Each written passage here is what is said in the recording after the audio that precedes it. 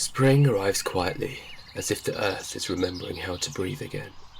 Snowdrops bow their delicate heads in the cool grass, soon followed by bright daffodils lifting their golden faces to the light.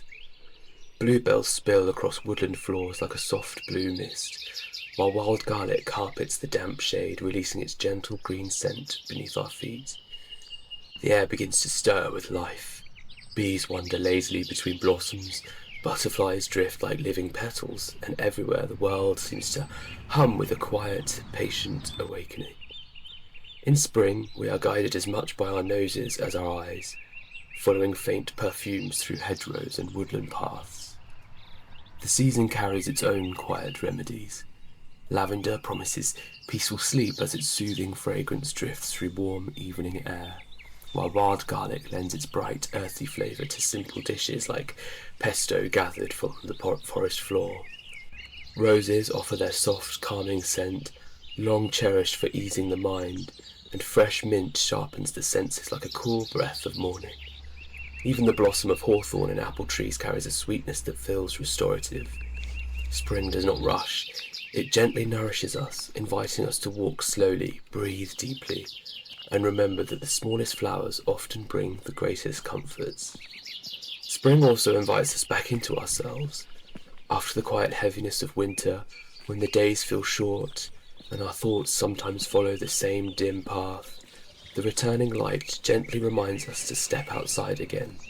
The body loosens, the lungs open, and each slow breath of cool green air seems to clear a little space in the mind. A simple walk through fields or woodland becomes its own quiet medicine.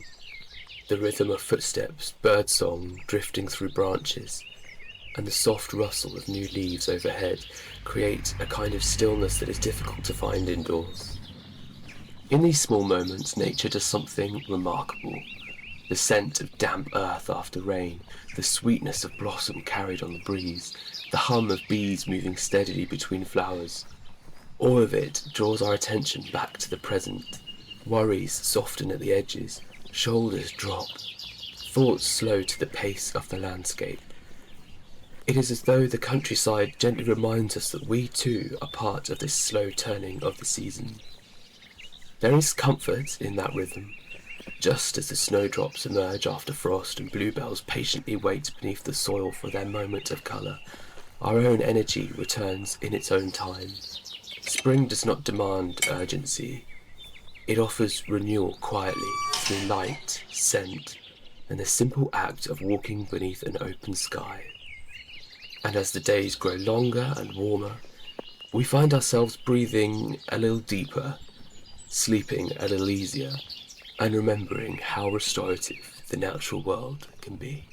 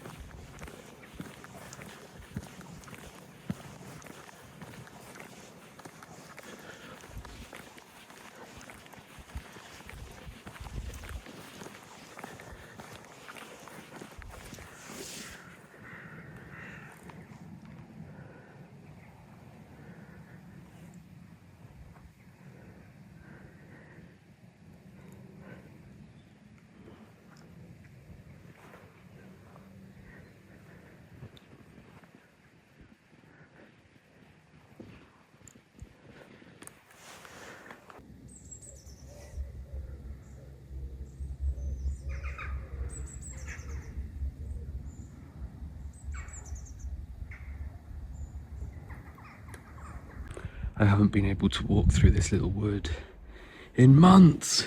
But I usually love to because it's usually covered in bluebells.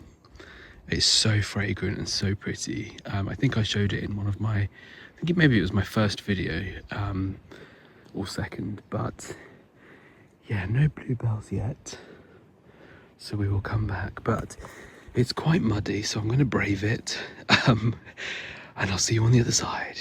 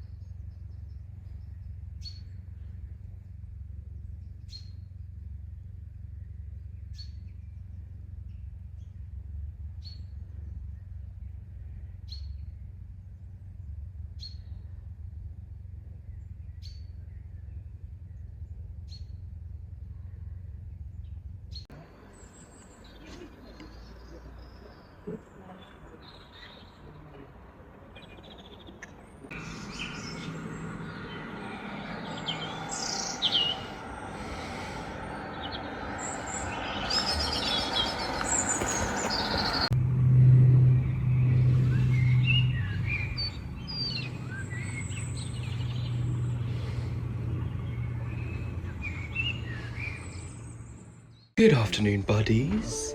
Happy Saturday. Although when you're watching this, it probably won't be Saturday, but look at this. Oh my God, it's so good. I'm making arancini, so I've got my egg, breadcrumbs, and I just need some flour there. But yeah, this is gonna be stunning. So I'm gonna have this with a marinara sauce, but in here I've got Parmesan, mozzarella, chorizo, Italian seasoning, and I've used, actually I boiled well, not boiled, but you know what I mean. I cooked the risotto rice in lamb stock. I was a bit weary. I thought, is this going to be quite rich and a bit odd to have lamb? But honestly, it just works.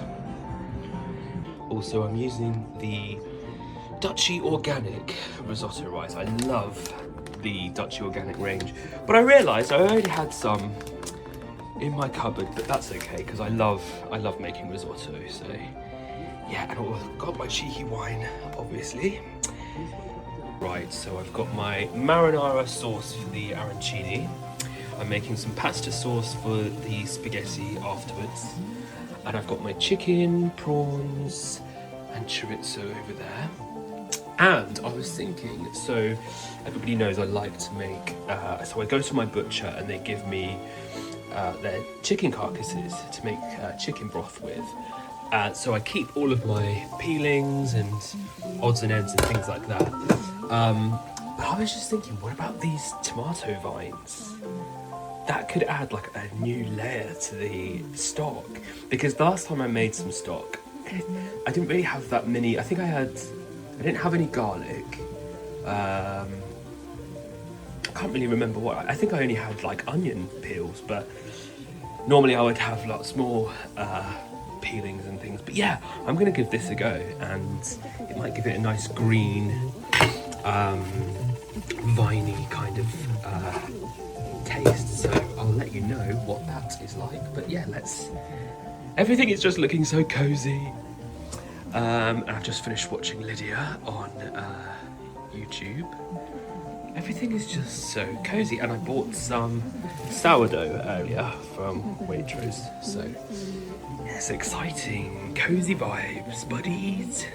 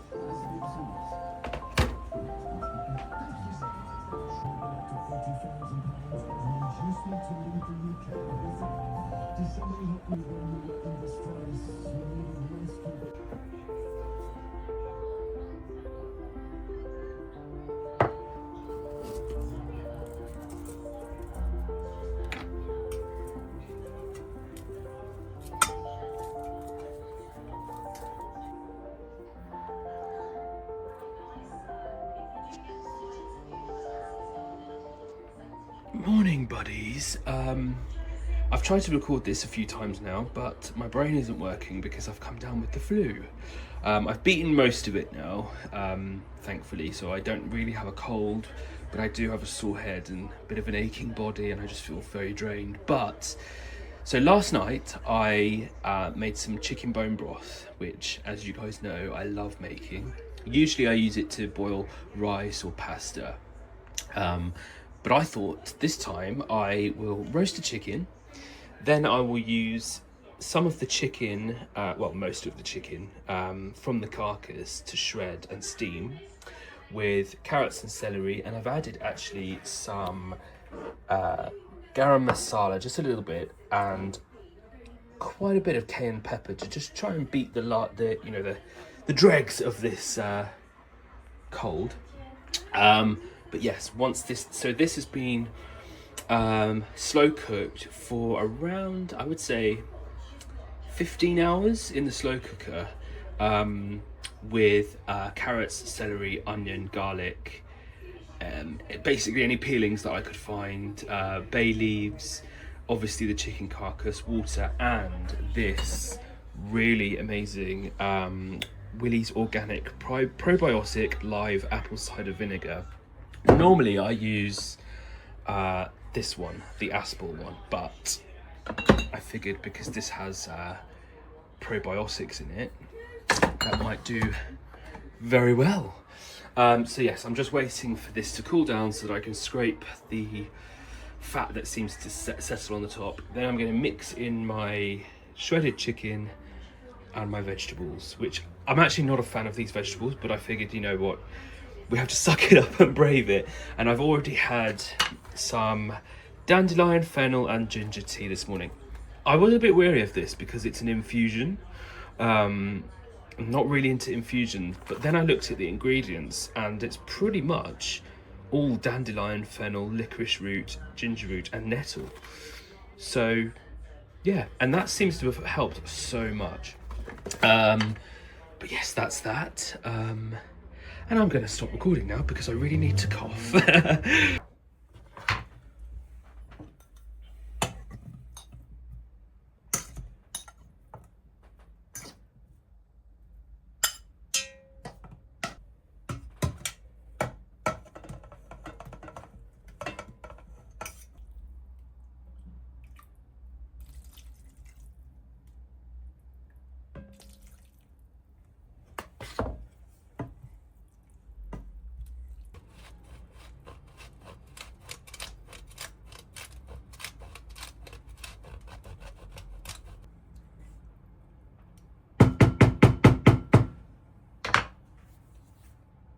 Along with the steamed chicken, I have added a little bit of Parmesan cheese just to give it a little something.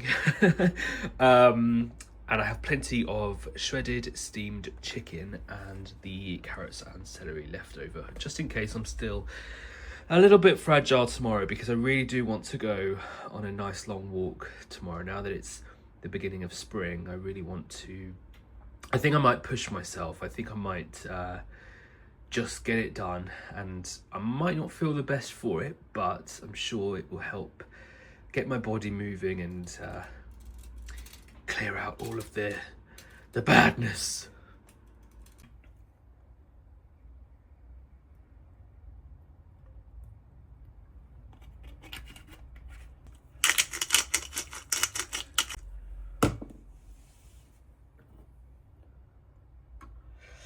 And there we have it. I'm really not with it today. I've burnt my hand while pouring the soap. I've burnt my toast, but I actually really like burnt toast. Really weirdly, so don't judge me. I don't feel as bad as I did yesterday, so hopefully this is just going to kick the rest of the flu away.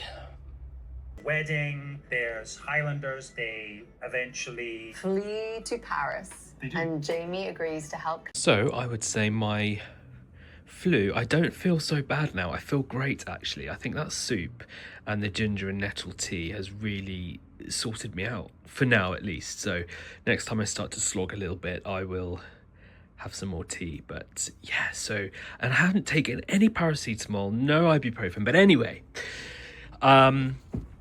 look at these. So I planted these maybe 5 or 6 days ago. Look at the little sproutlings, little seedlings. I am aware that certain seeds sort of sprout faster than others. So for example, where is it? This one here is folded over, so that's about ready to pop out. There's a couple more here. What I'm going to do is I'm going to leave it maybe 1 to 2 weeks. If they are quite sparse, I will probably just push some more seeds into the soil in the gaps. I don't want to sprinkle any more seeds in case the planter is struggling to, you know, give nutrients to all of them. So hopefully that makes sense. I'm sure plenty of gardeners will know what I'm talking about. And also another update. So the scaffolding, the never-ending scaffolding, it's still up, but they have wiped down my windowsill. They've cleaned my windows. So that tells me that they're about ready to dismantle it, which is perfect because even though it's grey right now, spring is very much here, and I need that sunlight to come through. Okay, I promise this is the last time that I mention bone broth in this video. But if you're looking for a great spring reset for your body, bone broth is perfect, because if you imagine the ingredients, or the nutrients rather, that like bones hold, so a huge amount of collagen, so many nutrients, anti-inflammatory, amino acids, that sort of thing. You're literally, so you'll be slow cooking that and extracting all of those nutrients for about 15 hours. So your bone broth is going to have the purest form of nutrients, I guess, that you can get. So in here we have, I actually found this on Temu, which I don't normally buy books from Temu, to be honest, but I was so curious about it. So if you're looking for this, if you're interested, I'm sure that you can get it on Amazon. But yeah, in here we have a digestive broth, immunizer, inflammation reducer, so many different things. And also it has lots, so this is the recipe section, but there's also the science of it, the history. There's also some in here for things like soups. It gives you all of the information about the vegetables and the ingredients that are used.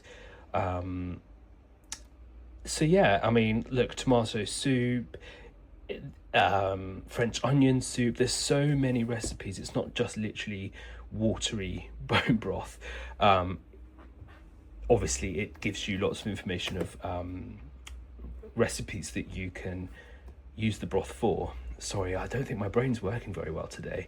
But yes, check it out if you're interested. I've not taken any ibuprofen. Obviously, I'm not giving you any health advice here, but I do try my best to remedy any ailments or whatever. I don't get sick often, thankfully, so I do try to remedy whatever happens in is the most natural way that I can. So yeah, so very, very interesting. Oh, that looks stunning. I have no idea what that is. It looks like a Bloody Mary. But yeah, so good. Definitely give it a go. Or if you have any recommendations, do leave me some in the comments, because at the moment I'm only really familiar with chicken bone broth. I have asked my butcher for some lamb bones, beef bones, that sort of thing. I'm going to try and branch out and make lots of different ones. But yeah, if you have any advice or recipes or tips, leave a comment below and let me know.